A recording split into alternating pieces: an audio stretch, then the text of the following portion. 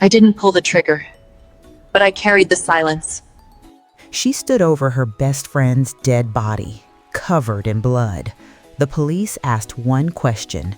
She said nothing.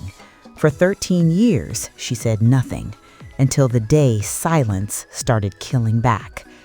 I remember the sound of her body hitting the floor and how I chose not to scream.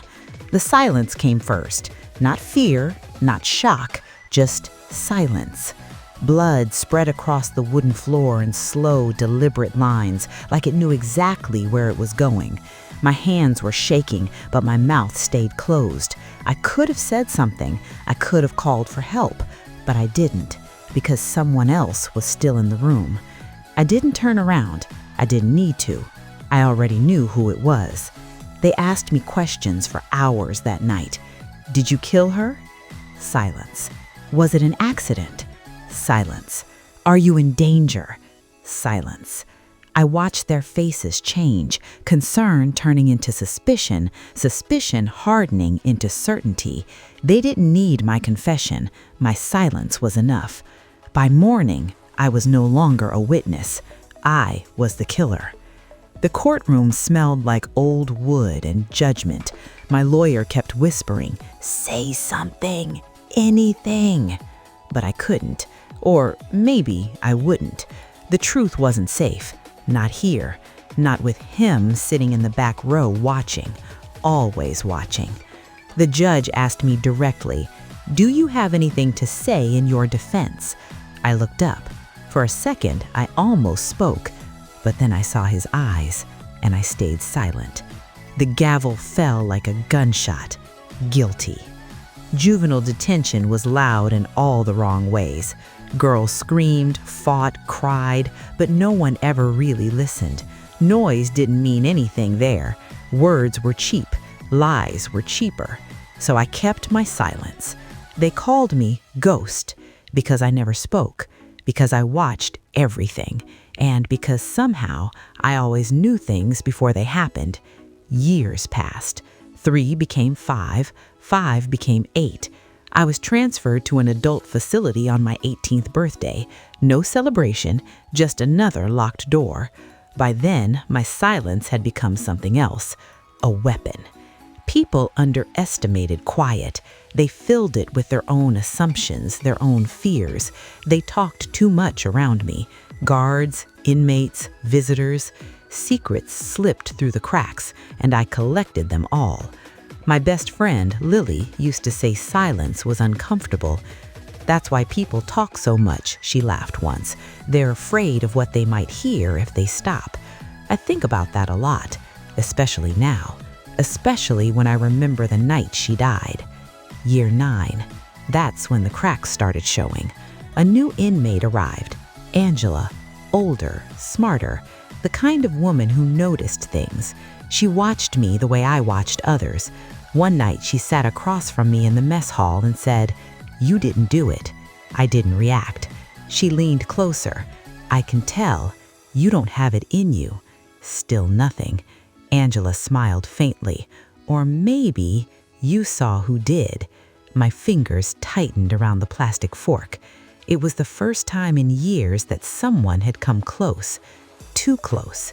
That night I didn't sleep. Memories don't fade when you're silent. They get louder.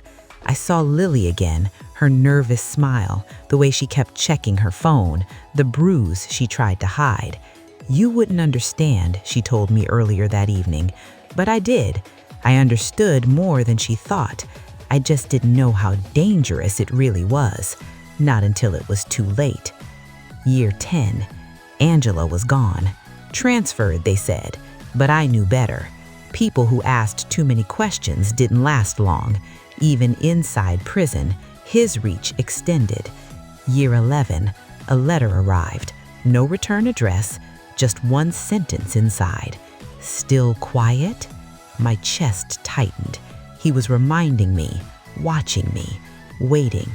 I burned the letter in the sink that night, but the message stayed. Year 12. The case resurfaced. A new detective, fresh eyes, no history with the town. His name was Daniel Reyes. He came to see me, sat across the glass, phone pressed to his ear, studying me like a puzzle he refused to give up on. "I don't think you did it," he said. Silence. "I think you're protecting someone." Silence. "But here's the thing," he continued, leaning forward. "I don't think that someone deserves it." My heart pounded, but my face stayed still. He slid a photo toward the glass. Him, standing outside the old high school, smiling, respected, trusted, untouchable. For now. Reyes kept coming back, day after day, question after question, and every time, silence. But something was changing, not in me, in him. He was getting closer. The truth is, I wasn't silent because I was afraid, not anymore. I was silent because I was waiting for the right moment, waiting for him to slip, waiting for someone who would actually listen. Year 13. Reyes found it. A pattern, missing reports, discrepancies in old cases, girls who disappeared, incidents brushed off, stories that didn't quite add up. And at the center of it all, him, coach, mentor, community hero, monster. They arrested him on a rainy afternoon. The town didn't believe it at first. People like him weren't monsters, not in places like that, not in their town. But evidence doesn't care about reputation, and neither does truth. The day of the final hearing, they brought me back. 13 years later. Same courtroom, same wooden smell, but everything else had changed. He was there too, not in the back this time, in chains. For the first time, he looked uncertain. The judge looked at me. "You have the opportunity to make a statement." The room held its breath. Reporters leaned forward, pens ready. Reyes watched me carefully, and him, he stared, waiting, hoping. For 13 years I had given them nothing, no words, no defense, no explanation, just silence. But silence only matters if you break it. I lifted my head. My voice felt unfamiliar, rusted, fragile, but it came out steady, clear. I wasn't silent. Every eye in the room locked onto me. I was waiting. The words echoed, and just like that, the silence shattered.